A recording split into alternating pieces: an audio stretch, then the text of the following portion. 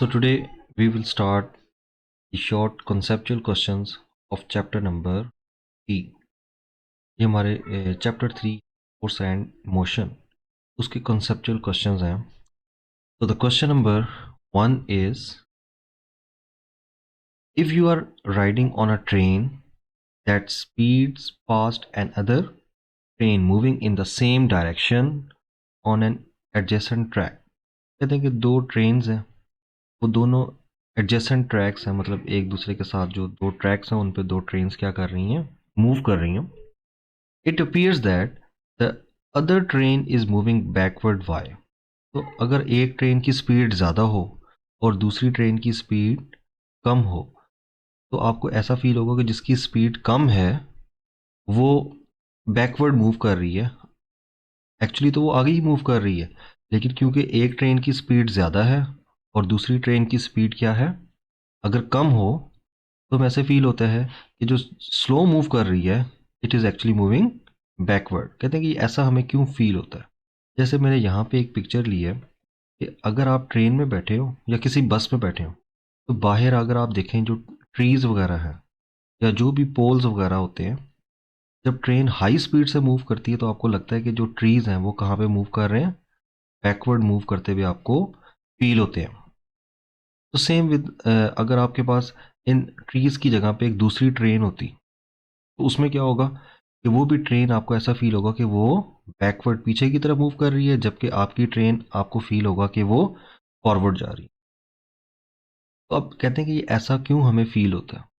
इसका आंसर क्या है, आंसर्स मैंने आज पहले लिख ली हैं ताकि थोड़ा सा टाइम सेव हो जाए.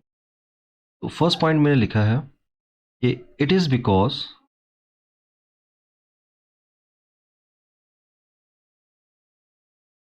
Yes it is because the relative nature of the velocity.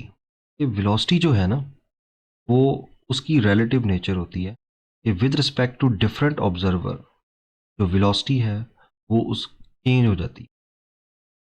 अब इसकी एक्सप्लेनेशन में, the slower train appear moving backward. First point मैंने क्या लिखा है कि जो स्लो ट्रेन मूव कर रही होगी, the slower train appears moving backward. This is because कि अगर दो ट्रेन्स हैं, एक उसमें से स्लो मूव कर रही है और एक फास्ट मूव कर रही है, तो जो स्लो ट्रेन है ना वो हमें फील होगा कि वो असल में बैकवर्ड मूव कर रही हो. ऐसे फील होगा हमें, एक्चुअली तो वो आगे ही मूव कर रही होती है. कहते हैं कि वो फील इसलिए होगा, the faster train is moving ahead. क्योंकि देखें एक ट्रेन जिसकी स्पीड ज़्यादा है वो आगे चली जाएगी, जबकि जो स्लो ट्रेन मूव कर रही है, यहाँ पे हम ऐसे शो कर देते हैं, तो जो फास्ट मूविंग ट्रेन है वो तो उससे आगे निकल जाएगी.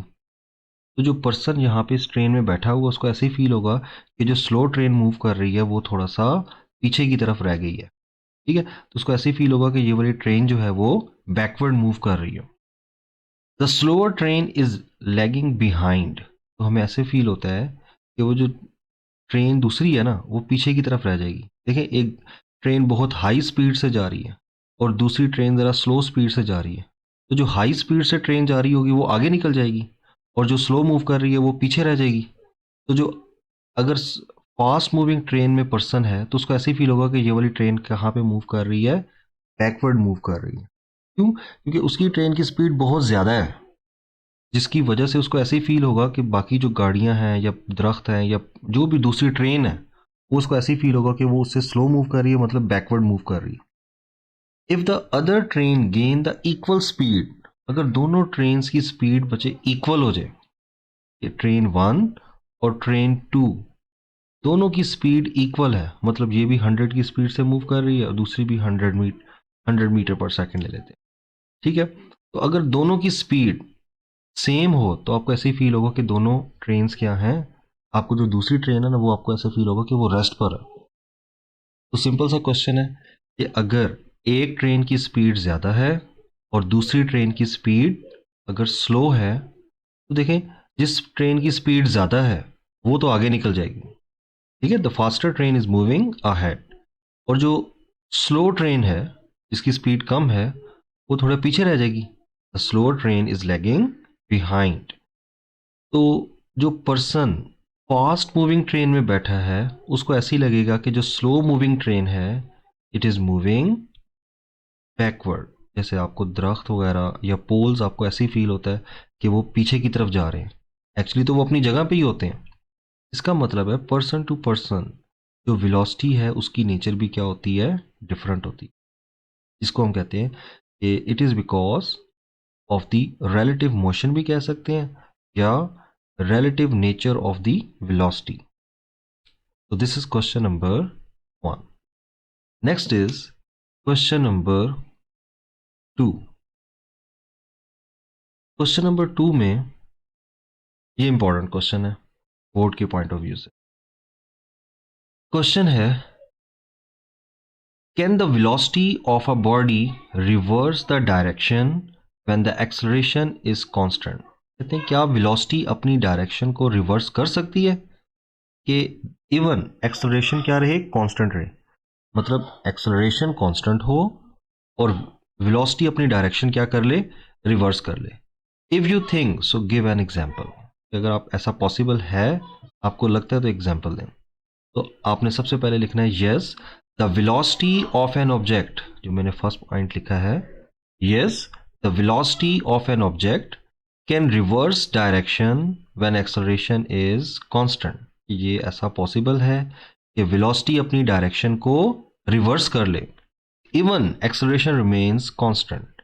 अब जरा देखें, यहाँ पे साइड पे पिक्चर में मैंने एक बॉल को बनाया हुआ है, और बॉल को देखें अगर आप शुरू में इनिशियली किसी सर्टन वेलोसिटी से थ्रो करते हैं तो अभी इसकी वेलोसिटी कहाँ पर है, क्योंकि बॉल ऊपर की तरफ जा रही है ना, तो इसकी वेलोसिटी की डायरेक्शन क्या होगी, अपवर्ड होगी।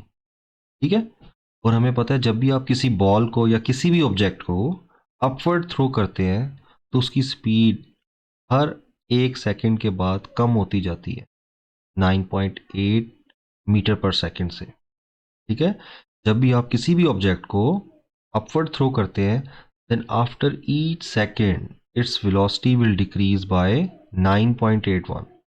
तो अभी तो देखें वेलोसिटी की डायरेक्शन कहाँ पर है, अपवर्ड है, जबकि एक्सेलरेशन ड्यू टू ग्रेविटी वो तो डाउनवर्ड ही होगा विच इज 9.81 मीटर पर सेकंड स्क्वायर। अब हाईएस्ट पॉइंट पे जब बॉल पहुंच जाएगी, अब यहां पे इसकी वेलोसिटी की डायरेक्शन क्या होगी, सॉरी वेलोसिटी की वैल्यू क्या हो जाएगी, 0। जबकि एक्सेलरेशन ड्यू टू ग्रेविटी इस पॉइंट पे भी क्या होगा, डाउनवर्ड ही होगा। ग्रेविटेशनल एक्सेलरेशन तो हमेशा डाउनवर्ड ही होता है। अब हाईएस्ट पॉइंट से बॉडी ने ग्रेविटेशनल फोर्स की वजह से नीचे आना है। अब तो अब वेलोसिटी की डायरेक्शन देखें क्या हो गई है, रिवर्स हो गई है। पहले वेलोसिटी की डायरेक्शन थी अपवर्ड, पहले इस केस में वेलोसिटी की डायरेक्शन क्या है, अपवर्ड है, लेकिन हाईएस्ट पॉइंट पे जाने के बाद वो नीचे आ रहेगी बॉल। अब वेलोसिटी की डायरेक्शन क्या हो गई है, रिवर्स हो गई है। तो यहाँ पे अगर आप एरो देखेंगे वेलोसिटी का, अब उसकी डायरेक्शन क्या हो गई है, डाउनवर्ड हो गई है। इनिशियली वेलोसिटी की डायरेक्शन क्या थी, अपवर्ड थी, लेकिन इस पूरे प्रोसेस में जी की डायरेक्शन हमेशा क्या रहेगी, डाउनवर्ड रहेगी, और जी की वैल्यू भी क्या रहती है, 9.81 मीटर पर सेकंड स्क्वायर ही रहेगी। वेलोसिटी चेंज हो रही है, ऊपर जाते वक्त वेलोसिटी कम होती है, हाईएस्ट पॉइंट पे जाके 0 हो जाती है, और डाउनवर्ड आते वक्त वेलोसिटी इंक्रीज होगी। ठीक है, वेलोसिटी की डायरेक्शन भी चेंज हो रही है, वेलोसिटी का मैग्नीट्यूड भी चेंज हो रहा है, वैल्यू भी चेंज हो रही है। जबकि एक्सेलरेशन ड्यू टू ग्रेविटी, तो अब ग्रेविटेशनल एक्सेलरेशन कहते हैं, उसकी वैल्यू और उसकी डायरेक्शन दोनों क्या रहेंगी, सेम रहेंगी। अब इसकी एक्सप्लेनेशन में मैंने पॉइंट लिखा है, as the ball moves up with a constant acceleration. अगर आप किसी भी बॉल को अपवर्ड थ्रो करें ना, तो वो कांस्टेंट एक्सेलरेशन से मूव करेगी which is 9.81 metre per second square होता है। जब भी आप किसी भी बॉल को अपवर्ड थ्रो करेंगे तो उसमें जो एक्सेलरेशन होगा ना, उसको आप एक्सेलरेशन ड्यू टू ग्रेविटी कह दें, वो कांस्टेंट रहता है विच इज 9.81, और मेट्रिक में आप लेते थे उसको 10 metre per second square. At the highest point the velocity of the ball become 0, कि हाईएस्ट पॉइंट पे बॉडी की वेलोसिटी क्या हो जाती है, जबकि वहां पे हाईएस्ट पॉइंट पे एक्सेलरेशन फिर भी 9.81 ही रहेगा, and then it falls back. अब देखें हाईएस्ट पॉइंट से उसने अब नीचे की तरफ आना है due to the gravitational force, and it falls back with the same acceleration due to gravity. तो अगर अपवर्ड जाते वक्त भी ग्रेविटेशनल एक्सेलरेशन सेम था, और डाउनवर्ड आते वक्त भी एक्सेलरेशन ड्यू टू ग्रेविटी क्या रहेगा, सेम रहेगा। दस the direction of velocity reverse but acceleration is constant. तो इस केस में देखें डायरेक्शन ऑफ वेलोसिटी चेंज हो रही है, लेकिन जो ग्रेविटेशनल एक्सेलरेशन है वो through out the journey is remains constant. तो नेक्स्ट इज, इससे हमें प्रूव हुआ कि जब आप बॉल को थ्रो करते हैं तो वेलोसिटी अपनी डायरेक्शन चेंज करेगी, जबकि एक्सेलरेशन ड्यू टू ग्रेविटी जो है वो कांस्टेंट रहेगा, विच इज 9.81। और इसमें यही बॉल की ही आपने एग्जांपल लिख दी। Next is question number 3। When you are stand still on the ground, how large a force does the ground exert on you. मतलब अगर आप ग्राउंड पे बिल्कुल स्टिल खड़े हुए हैं, कहते हैं कि how large does the ground exert force on you, why does not this force make you rise up into the air. और वो जो ग्राउंड मतलब ज़मीन आप पे जो फोर्स लगा रही है, उसकी वजह से आप ऊपर की तरफ राइज क्यों नहीं होने लग जाते, हवा में ऊपर की तरफ क्यों नहीं जाने लग जाते। तो क्वेश्चन को पहले समझ लें। When you stand still on the ground, मतलब आप ग्राउंड पे खड़े हुए हैं। How large a force does the ground exert on you, तो ग्राउंड आप पे कितनी फोर्स लगाएगा। Why does not this force make you rise up into the air, और वो फोर्स आपको ऊपर की तरफ हवा में क्यों नहीं उसको राइज करती आपको। तो इसकी एग्जाम्पल आंसर क्या है, पहले इसको समझ लें कि फॉर एग्जाम्पल हम यहाँ पे अर्थ बना लेते हैं। ये फॉर एग्जाम्पल अर्थ है, ठीक है? और यहाँ पे कोई भी एक पर्सन, यहाँ पे हमारे पास एक पर्सन।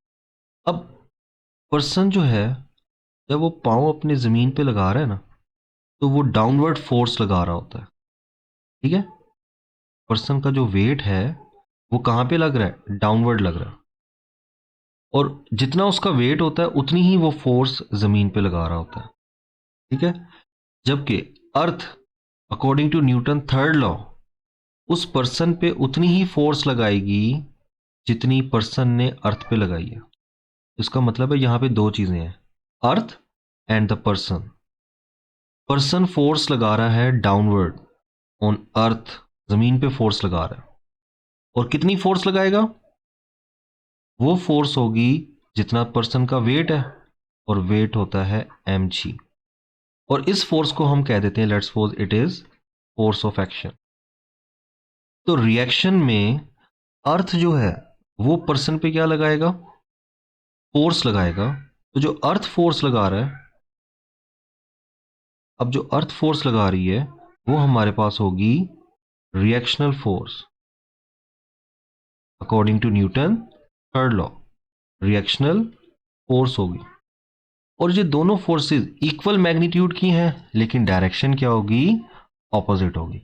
तो मैं ऐसे लिख देता हूं, force exerted by person is equals to the force exerted by earth. These two forces are equal in magnitude, but according to Newton's third law, the force exerted by person and the force exerted by earth are equal in magnitude but opposite in direction. उसका मतलब है अर्थ और person दोनों same amount की force लगा रहे होते हैं। तो यहां पे आंसर में अब जरा देखें, the ground exert a force, जो ग्राउंड है वो पर्सन पे क्या लगाएगा, फोर्स लगाएगी। कितनी फोर्स लगाएगी, equal to the weight of the body. तो जो जमीन है वो पर्सन पे फोर्स लगा रही है, और कितनी फोर्स लगाएगी, equals to the weight of the body. जितना बॉडी का वेट है उतनी ही वो फोर्स लगाएगी when person stand still on the ground. अब next explanation, according to Newton third law of motion. अब Newton third law of motion क्या होता है, every action has an equal and opposite reaction. हर एक्शन का reaction होता है जो मैग्नीट्यूड में इक्वल बट डायरेक्शन में ऑपोजिट होगा. So the person exerts an action force. तो पर्सन क्या करेगा, फोर्स लगा रहा है किस पे, ग्राउंड पे, इक्वल टू इट्स वेट. और वो जाहिर बात है उतनी ही फोर्स लगाएगा जितना उस पर्सन का वेट है, which is action. As a result ground exerts an opposite force. तो ग्राउंड क्या लगाएगा, ऑपोजिट फोर्स लगाएगा किस पे, on the person, which is of the same magnitude equal to its weight. तो पर्सन अर्थ पे फोर्स लगा रहा है और कितनी फोर्स लगाएगा, जितना उसका वेट है. तो रिएक्शन में अर्थ भी उतनी ही फोर्स लगाएगी जितनी पर्सन ने लगाई है, according to Newton third law. लेकिन अब यहां पे एक क्वेश्चन बनता है कि फॉर एग्जाम्पल हम यहां पे एक कोई भी ट्री बना लेते हैं.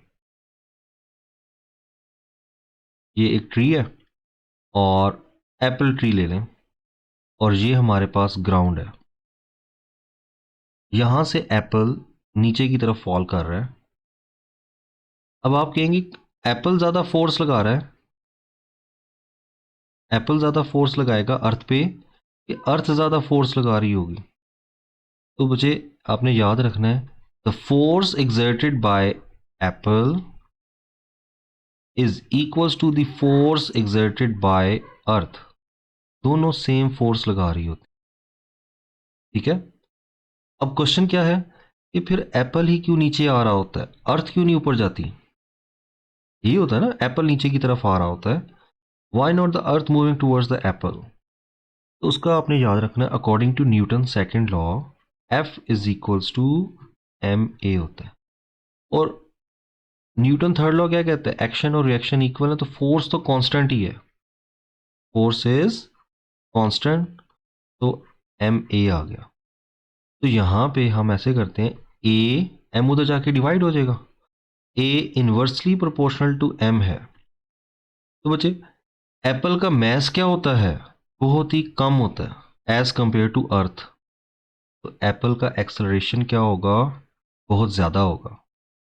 जबकि अर्थ का मैस बहुत ज़्यादा होता है तो उसमें बहुत ही कम एक्सेलरेशन प्रोड्यूस होता है.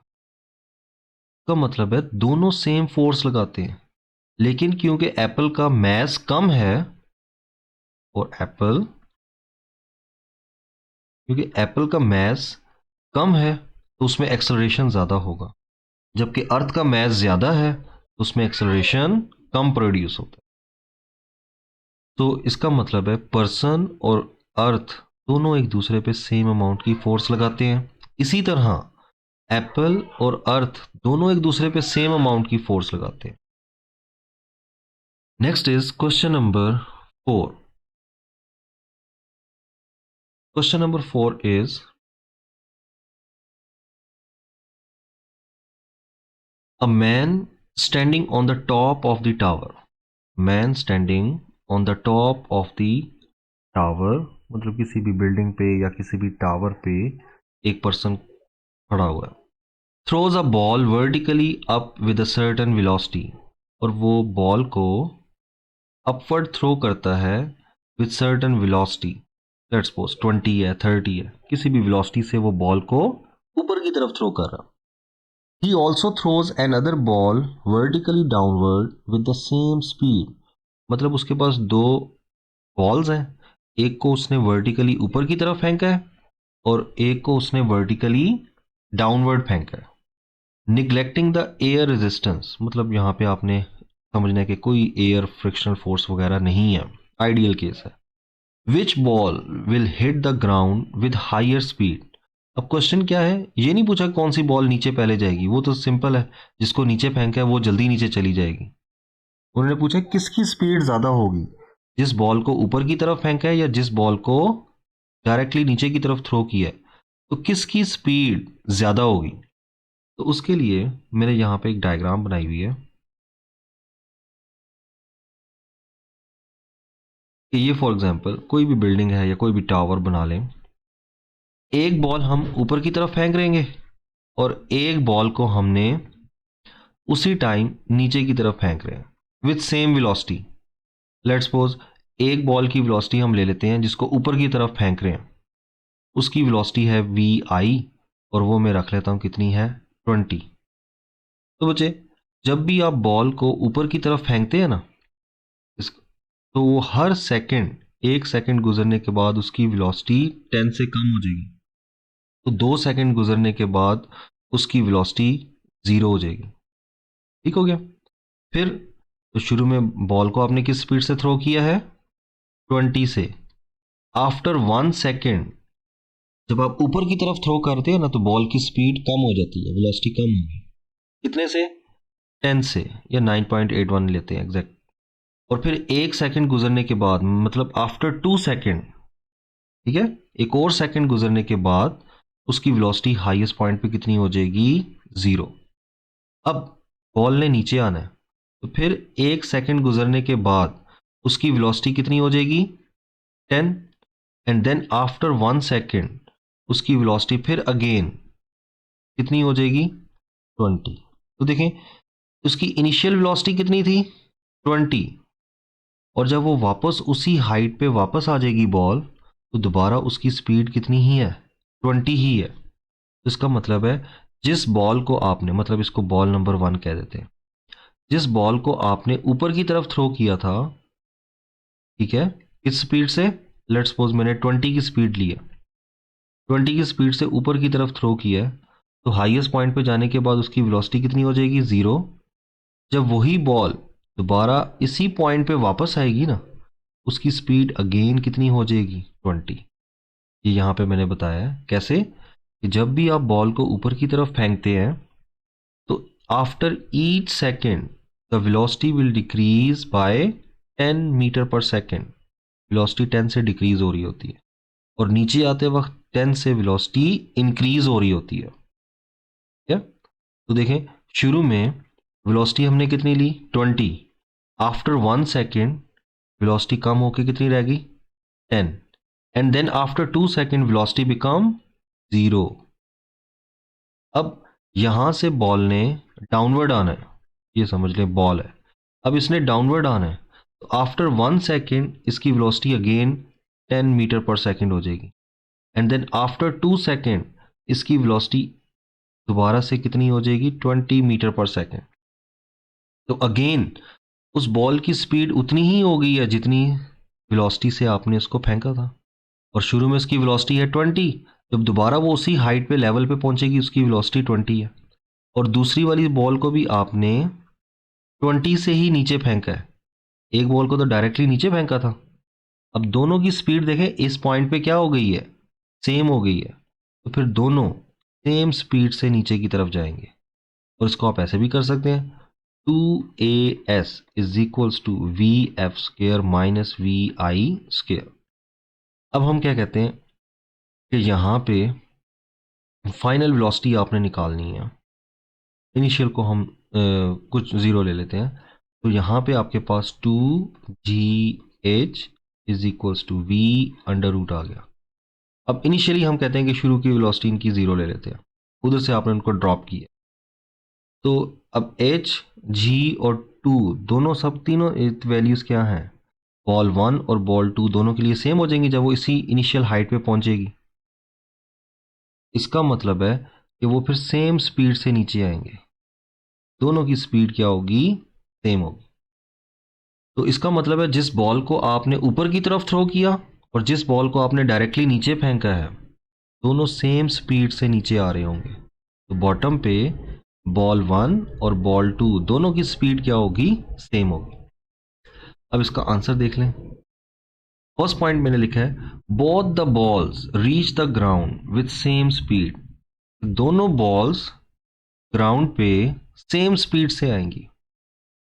The ball throws vertically up, जिस बॉल को आपने ऊपर की तरफ फेंका है, दो बॉल्स है ना, जिस बॉल को आपने ऊपर की तरफ थ्रो किया है विद इनिशियल वेलोसिटी वी आई, और हमने एग्जांपल के तौर पे इनिशियल कितनी ले ली है 20, covers some extra height and then return to the same height. देखिए पहले जो जिस बॉल को आपने ऊपर फेंका है वो पहले कुछ एक्स्ट्रा हाइट कवर करेगी, फिर उसने नीचे वापस आना है। लेकिन जब वो नीचे वापस आती है उसकी स्पीड उतनी ही हो जाती है जितनी वेलोसिटी से आपने उसको थ्रो किया था. So cover some extra height and then return to the same height with the same velocity because there is no energy loss. Question में इन्होंने कहा हुआ है कि एयर रेजिस्टेंस निगलेक्ट कर दें कि एनर्जी लॉस नहीं हो रही तो वेलोसिटी ऊपर जाते वक्त कम होती है और नीचे आते वक्त वेलोसिटी इंक्रीज होती है. और कितने से होगी? 10 मीटर पर सेकेंड. हर सेकेंड वेलोसिटी 10 से चेंज हो रही होती है. ऊपर जाते वक्त डिक्रीज और डाउनवर्ड आते वक्त इंक्रीज हो रही होती है. एट हाइट एच मतलब हम इस बिल्डिंग की हाइट ले लेते हैं एच हाइट. अब बॉल 1 भी इसी जगह पे वापस आ चुकी है और बॉल 2 को तो हमने फेंका ही इसी हाइट से ही था. At height H both the balls have same velocity. इस हाइट पे दोबारा जब वो बॉल वापस आ गई है दोनों की वेलोसिटी कितनी है? 20 है. So therefore both the balls reach the ground with same speed. तो वो सेम स्पीड से ही फिर नीचे जाएंगी. क्यों? दोनों की स्पीड अब सेम हो चुकी है इस पॉइंट पे. So they will move with the same speed. ठीक है, तो ये वो दोनों बॉल्स सेम स्पीड से ग्राउंड की तरफ जाएंगी. Next is question number 5. The cricket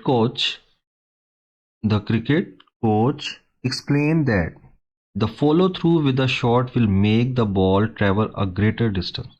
कि जब भी आपने बॉल को हिट करना है तो आपने वो किस चीज़ को एक्सप्लेन करते हैं?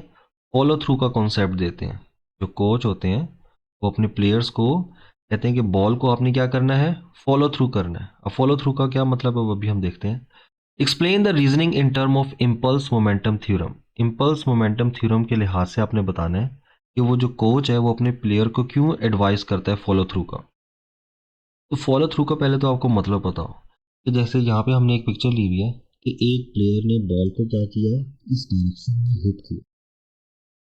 तो फॉलो थ्रू का मतलब होता है कि वो जिस डायरेक्शन में बॉल को हिट करना चाहता है ना अपने बैट को भी वो उसी ही डायरेक्शन में लेके जाए.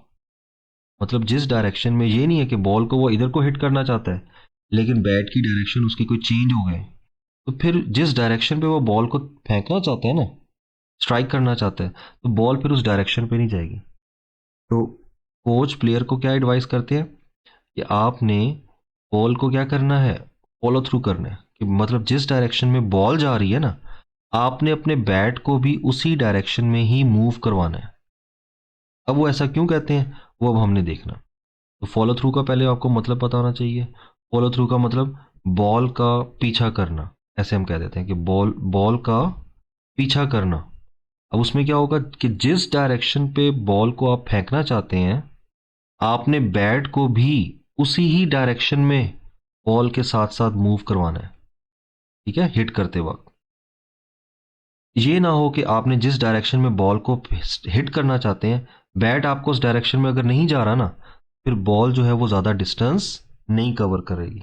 और वो क्यों नहीं करती है अब उसकी रीज़न देखें. तो पहला पॉइंट मैंने लिखा है the cricket coach explains follow through with the shot. जो क्रिकेट कोच होते हैं वो अपने प्लेयर्स को कहते हैं कि जब भी आपने शॉट लगानी है तो बॉल को क्या करना है? फॉलो थ्रू करना है. किस चीज़ को एक्सप्लेन करते हैं? Follow through with shot because it will makes the ball travel a greater distance. क्योंकि फॉलो थ्रू करने से ना बॉल जो है वो ज़्यादा डिस्टेंस कवर करेगी. मतलब उस बॉल के बाउंड्री पे जाने के चांसेस मैक्सिमम हो जाएंगे. Follow through with shot increase the time for which the bat and ball are in contact. कि जब आप बॉल को देखें फॉलो थ्रू करते हैं ना तो इसका मतलब है बैट एंड बॉल इन दोनों के दरमियान टाइम ऑफ कांटेक्ट क्या हो जाता है? टाइम ऑफ कांटेक्ट मतलब बैट बॉल के साथ ज़्यादा देर के लिए अटैच रहता है. क्योंकि देखें ना बॉल, आपने बॉल को पीछा कर रहे हैं तो बैट और बॉल में कांटेक्ट ज़्यादा देर के लिए रहेगा. मतलब ज़्यादा देर के लिए बैट बॉल के साथ अटैच रहता है. तो नेक्स्ट पॉइंट क्या है? Follow through with shot increase. क्या चीज़ इंक्रीज हो जाएगी? The time for which the bat and ball are in contact. मतलब बैट और बॉल का जो कॉन्टैक्ट है ना, कॉन्टैक्ट टाइम इंक्रीज हो जाता है. Thus more impulsive force will act on the ball, जिसकी वजह से फोर्स क्या लगेगी, ज़्यादा लगेगी। जैसे देखें, इम्पल्स का फॉर्मूला आपने पढ़ा हुआ है, J is equals to F into delta T. अब जब आप बैट फॉलो थ्रू कर रहे हैं शॉट को, तो बैट और बॉल में जो टाइम ऑफ कांटेक्ट है वो बढ़ गया, मतलब बैट और बॉल ज़्यादा देर के लिए एक दूसरे के साथ अटैच्ड है, तो टाइम ऑफ कांटेक्ट इंक्रीज हो गया, जिसकी वजह से बॉल पे जो इम्पल्सिव फोर्स लगेगी वो भी इंक्रीज हो जाएगी। और इम्पल्सिव फोर्स ज़्यादा होने की वजह से बॉल जो है वो ज़्यादा डिस्टेंस क्या कर सकती है, कवर करेगी। तो इसीलिए क्रिकेट कोच अपने प्लेयर्स को फॉलो थ्रू का कॉन्सेप्ट देते हैं कि आपने जब भी शॉट लगानी है तो आपने जिस डायरेक्शन में बॉल जा रही है, अपने बैट को भी उस डायरेक्शन में ही आगे लेके जाना है, मतलब बॉल का पीछा करना है, ताकि बॉल और बैट में ज़्यादा कांटेक्ट टाइम इंक्रीज होते, मतलब बॉल और बैट ज़्यादा देर के लिए एक दूसरे के साथ अटैच्ड हो, जिससे टाइम इंक्रीज हो जाएगा, that increases the impulsive force.